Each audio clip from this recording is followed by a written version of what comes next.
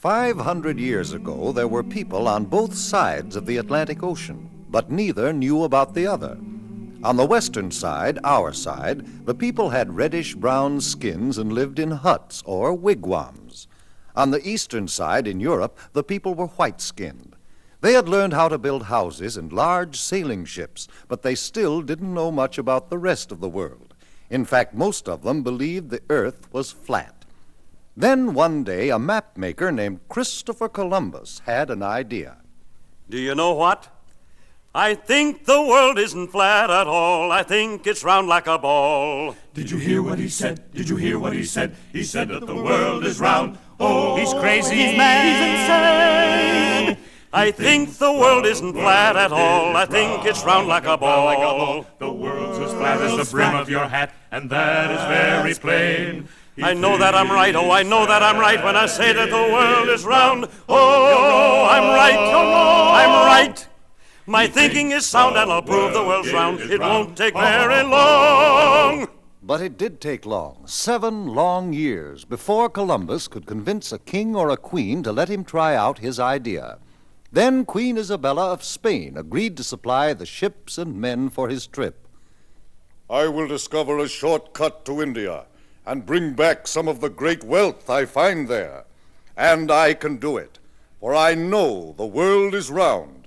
And instead of going east to India, I shall sail west and reach India around the other way. It will be a shorter and cheaper way, for I'll do it all by sea. Queen Isabella provided Columbus with 3 ships, the Nina, the Pinta, and the Santa Maria.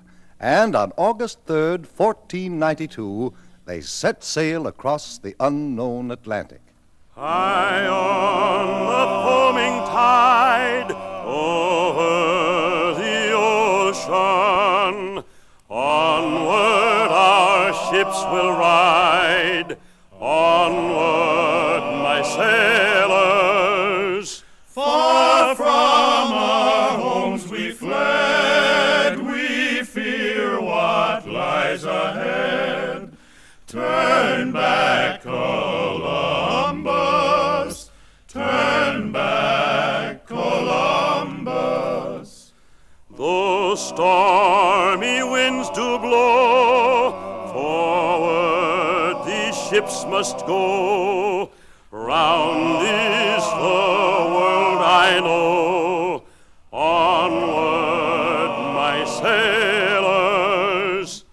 The ships sailed onward, but 2 long months after they started, there was still no sign of land ahead. Turn back, Columbus, turn back, Columbus. We'll not turn back until we find India. Onward, men!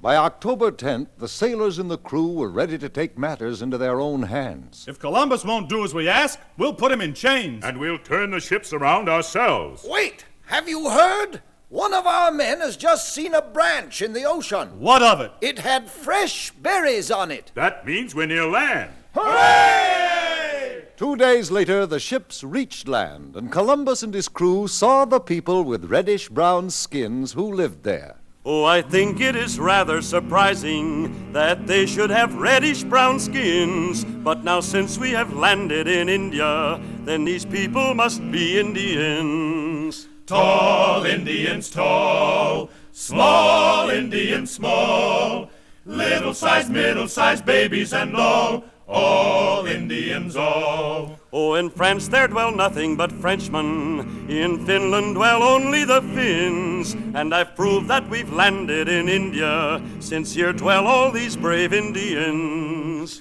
Tall Indians tall, small Indians small, little-sized, middle-sized babies and all Indians all.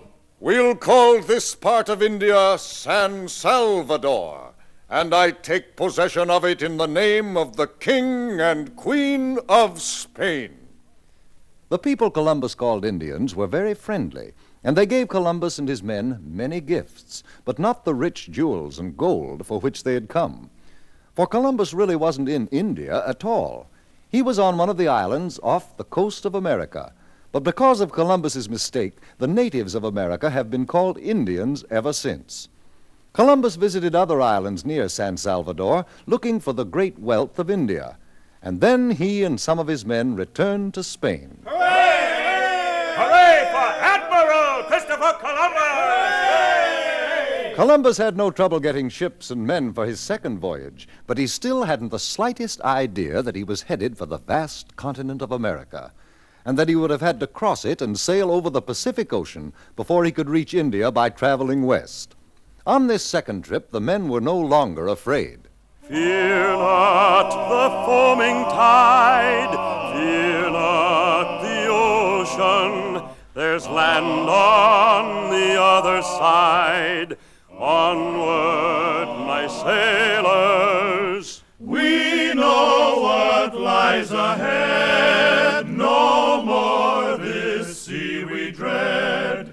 For by Columbus led, we shall sail onward.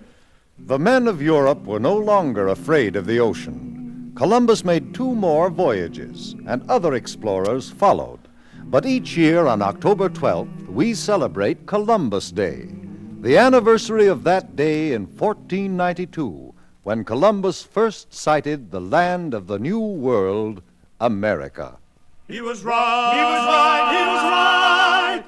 Columbus was sound, he proved the world round, and we live in the land that he found.